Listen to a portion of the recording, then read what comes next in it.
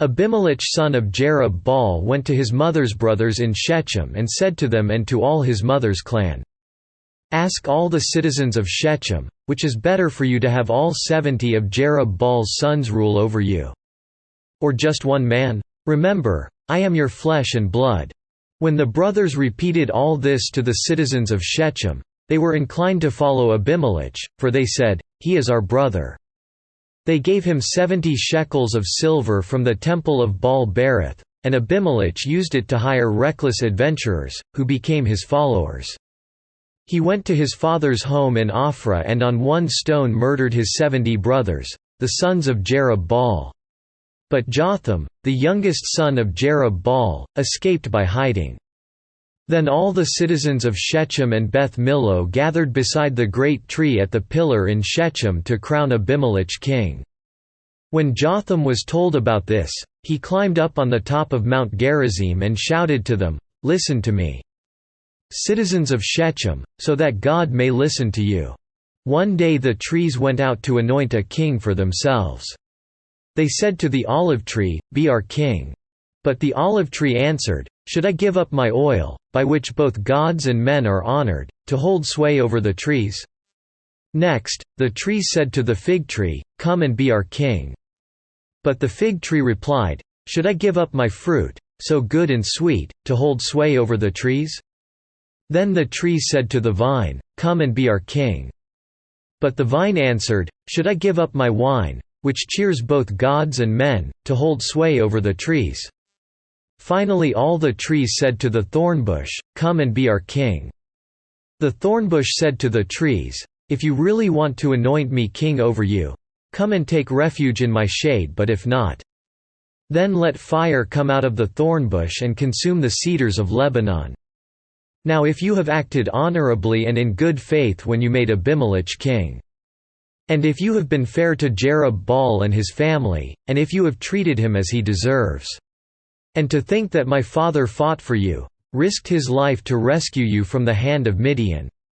But today you have revolted against my father's family, murdered his 70 sons on a single stone, and made Abimelech, the son of his slave girl, king over the citizens of Shechem because he is your brother. If then you have acted honorably and in good faith toward Jerub-Baal and his family today, may Abimelech be your joy, and may you be his, too. But if you have not, let fire come out from Abimelech and consume you, citizens of Shechem and Beth Millo, and let fire come out from you, citizens of Shechem and Beth Millo, and consume Abimelech." Then Jotham fled, escaping to Beer, and he lived there because he was afraid of his brother Abimelech.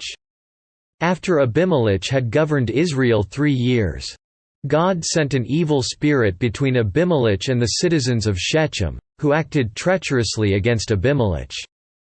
God did this in order that the crime against Jerub-Baal's 70 sons, the shedding of their blood, might be avenged on their brother Abimelech and on the citizens of Shechem, who had helped him murder his brothers.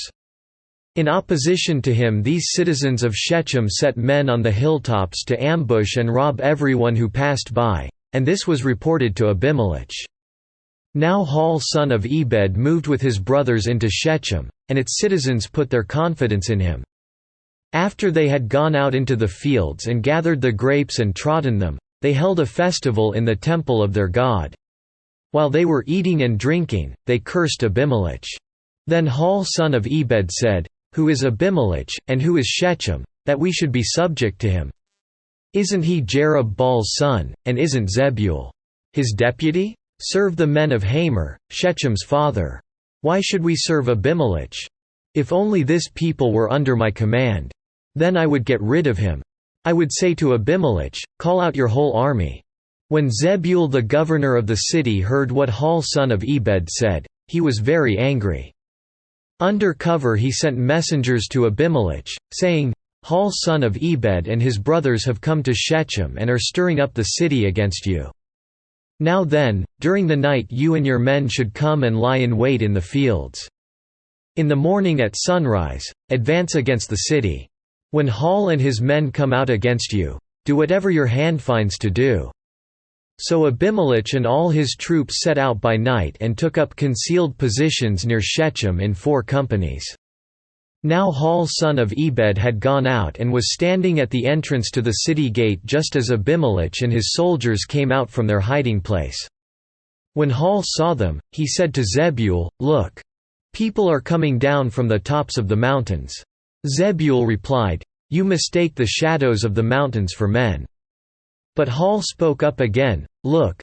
People are coming down from the center of the land, and a company is coming from the direction of the soothsayer's tree." Then Zebul said to him, "Where is your big talk now, you who said, 'Who is Abimelech that we should be subject to him?' Aren't these the men you ridiculed? Go out and fight them." So Hall led out the citizens of Shechem and fought Abimelech. Abimelech chased him, and many fell wounded in the flight all the way to the entrance to the gate. Abimelech stayed in Arumah, and Zebul drove Hall and his brothers out of Shechem. The next day the people of Shechem went out to the fields, and this was reported to Abimelech. So he took his men, divided them into 3 companies and set an ambush in the fields. When he saw the people coming out of the city, he rose to attack them. Abimelech and the companies with him rushed forward to a position at the entrance to the city gate. Then 2 companies rushed upon those in the fields and struck them down. All that day Abimelech pressed his attack against the city until he had captured it and killed its people. Then he destroyed the city and scattered salt over it. On hearing this, the citizens in the Tower of Shechem went into the stronghold of the temple of El-Berith. When Abimelech heard that they had assembled there, he and all his men went up Mount Zalmon. He took an axe and cut off some branches, which he lifted to his shoulders. He ordered the men with him, "Quick! Do what you have seen me do." So all the men cut branches and followed Abimelech. They piled them against the stronghold and set it on fire over the people inside. So all the people in the Tower of Shechem, about 1,000 men and women, also died. Next Abimelech went to Thebez and besieged it and captured it. Inside the city, however, was a strong tower, to which all the men and women all the people of the city fled. They locked themselves in and climbed up on the tower roof. Abimelech went to the tower and stormed it. But as he approached the entrance to the tower to set it on fire, a woman dropped an upper millstone on his head and cracked his skull. Hurriedly he called to his armor-bearer, "Draw your sword and kill me, so that they can't say, 'A woman killed him.'" So his servant ran him through, and he died. When the Israelites saw that Abimelech was dead, they went home. Thus God repaid the wickedness that Abimelech had done to his father by murdering his 70 brothers. God also made the men of Shechem pay for all their wickedness. The curse of Jotham son of Jerub-Baal came on them.